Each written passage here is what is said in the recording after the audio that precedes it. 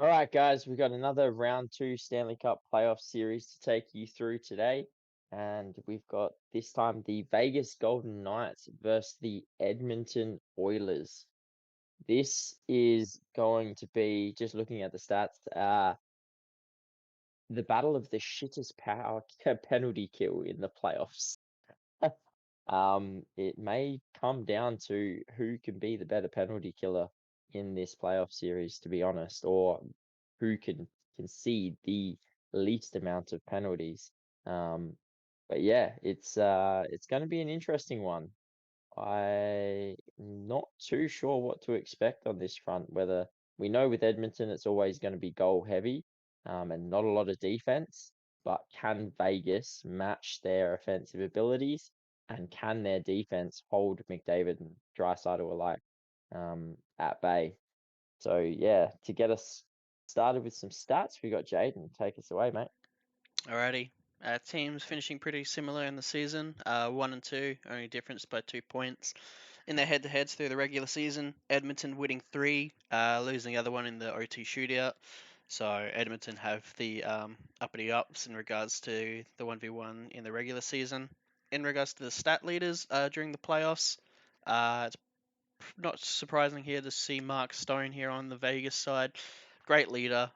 Big fan of this man. So I'm glad that he's up there because I love watching him. Just a personal favourite of mine. And Chandler Stevenson with the goals. On the Oilers side, there is no McDavid. Draisaitl here with 11 goals, 15 points, and Bouchard with 10 assists. So Draisaitl have an amazing playoffs, really carrying. He has like a 35% shot shot percentage. Just getting the puck, it's going to go in. In regards to the goaltending, a little bit more shored up in regards to the Oilers side. Jack Campbell with .964. Uh, He Brissot. played one period. He played one Nah, nah, period. nah, nah, nah, nah.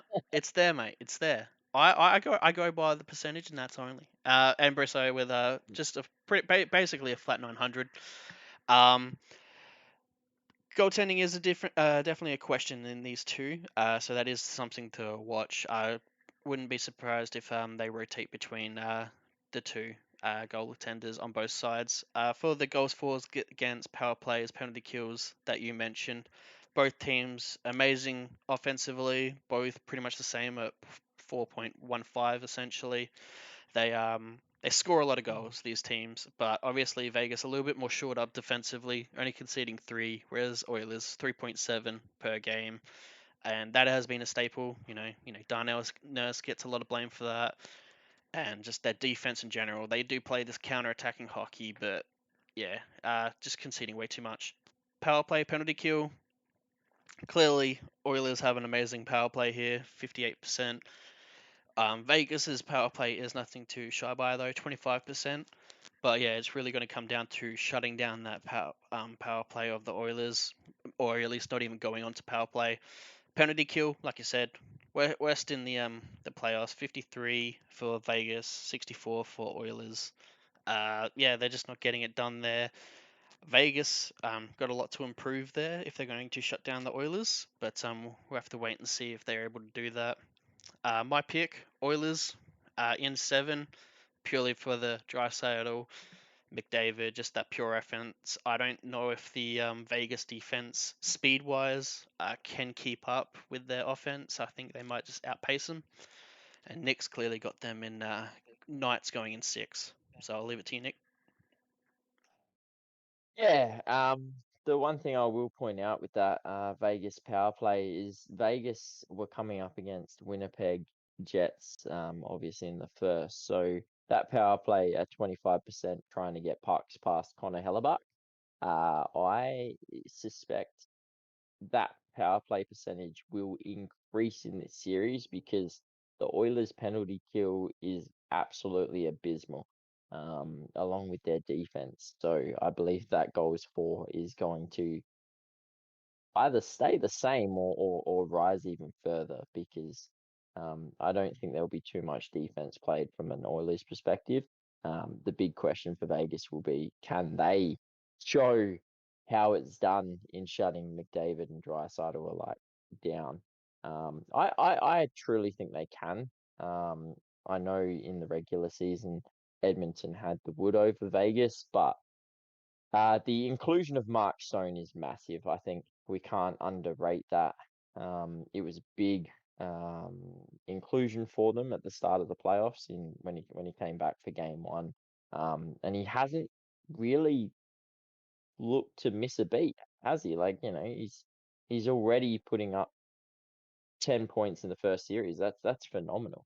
For a bloke that has didn't come back until basically game one of the playoffs. So that's huge for Vegas. I think his inclusion is going to be a big reason why they get this series done. I just ultimately think he's going to come down to I just think the Oilers defense is just going to crumble. The LA Kings couldn't take advantage of it. But ultimately I think Vegas will. I think Vegas has the offensive capabilities to take advantage of it. I think they'll be able to consistently put 4 to 5 goals up on the Oilers each night. And I also think their defense is going to be good enough to hold them at only, 2, 3 to 4 goals a night on the other end. So yeah, I definitely think Vegas will get this done in 6.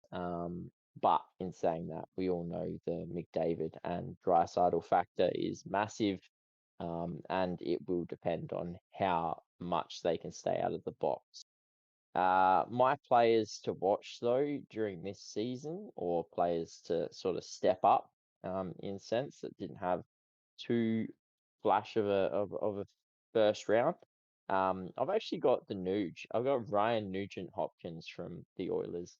I thought he was, with all the goals and all the rest of it that was scored in that first round, I thought yeah, he wasn't as prominent as he's been during the season, considering he put up a um a career high in the season of 104 points, 37 goals, to only have the 4 apples so far and be a negative in the playoffs. It's poor by his standards, considering the season he's had. So I expect him to step things up in this series. And on the Vegas front, I have Master Show. So um, this is a guy who he scored 28 goals in the regular season. He scored 30 goals for them last year. He's been a consistent goal scorer for them pretty much since he arrived. Regularly scoring over 20 goals, and he's basically done nothing so far. He's 0 goals yet in this playoffs.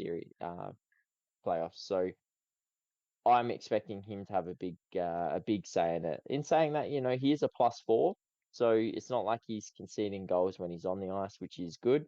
But considering he's a big goal scorer for them, and he's usually topping the table for their goal scorers, I'm expecting him to have a big second round and put a few bucks in the back of the net. Yeah, no, they're exactly the same picks for me.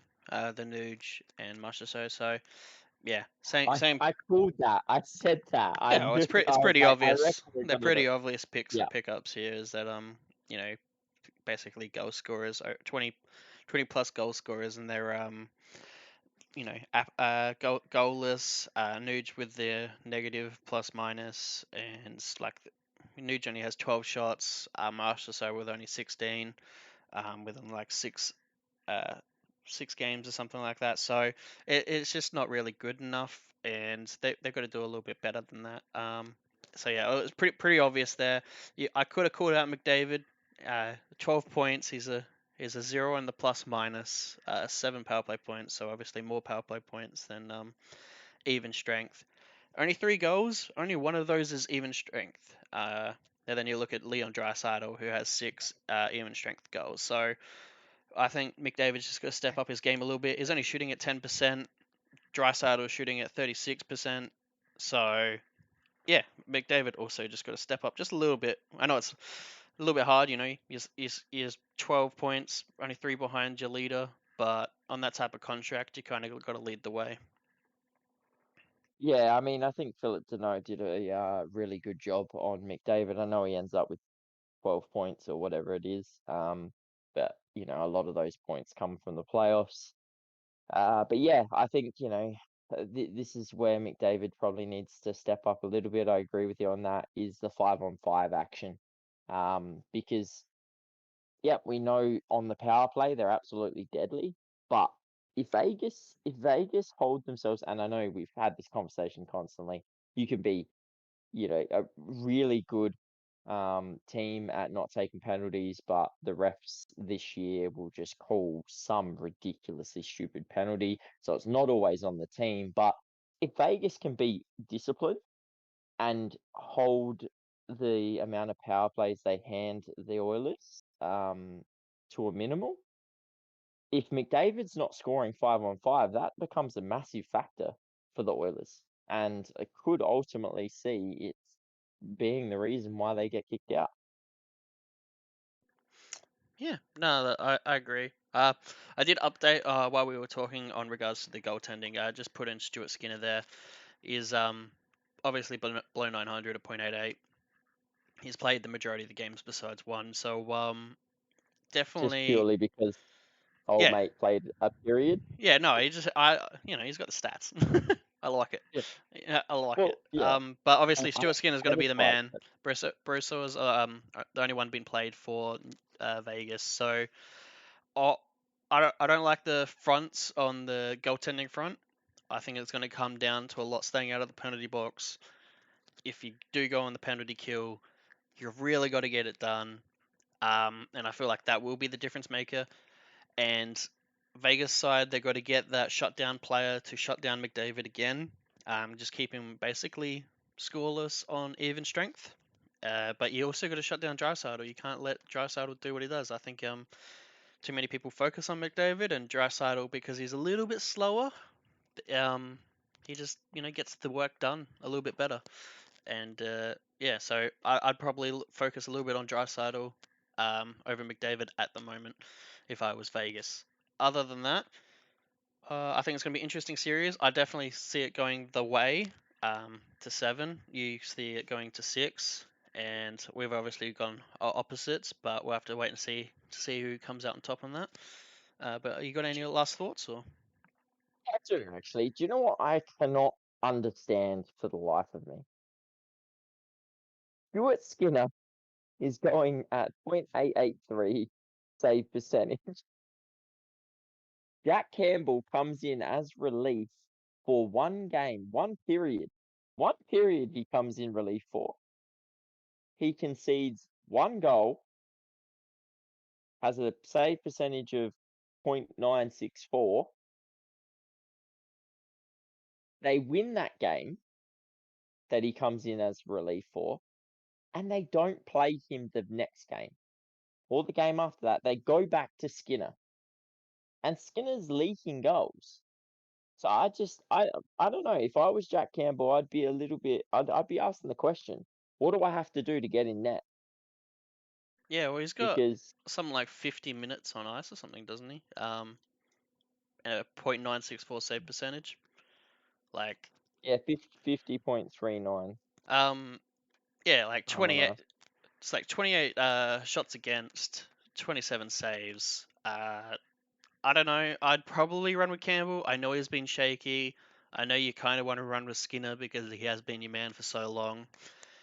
But it's kind of like the similar situation with the Canes and Devils, and you've got to make that decision. You got to try it, and that's the reason that Devils got through Rangers. Is they pulled the switch pretty early on their goaltending tandem, and that's why they made through the Rangers. Canes obviously trying out Anderson, but they do have was it Ronta in the backup as well, or just waiting in the wings. So I would say they've maybe the coach has got to make that decision there. Yeah, it just occurred to me because like I remember Campbell taking over in that game for the Kings when the Kings went for the Oilers when the Kings went 3-0 up. And he played really well. The goal that they conceded, the Kings, like that was a ridiculously good goal. Basically, the Kings just walked through the Oilers' defense, And Campbell was hung out to dry that entire game. The third period, the Kings were just walking in through the defense like they were on a 5-on-3 power play and having shots at goal.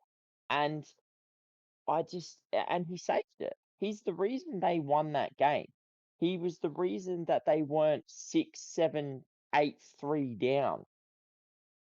And then they go straight back to Stuart Skinner, who, yeah, I don't know. I'm a little bit confused there. I personally would like to see what Campbell can do in net as a game for a full game. I would like to see them. I know Stuart Skinner did it for most of the season for them, but as you said with the Devils, Vanacek did it for most of the season.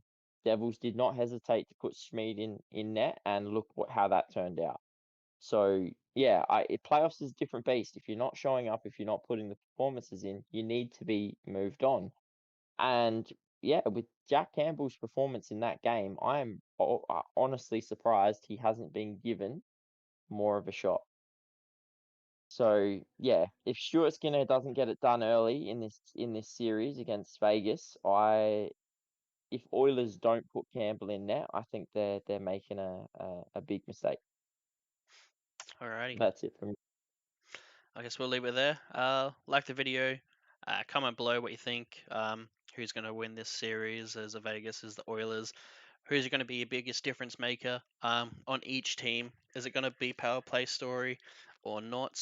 And yeah, just leave us your thoughts below. And don't forget to subscribe to the channel for more content of playoffs going forward and future seasons.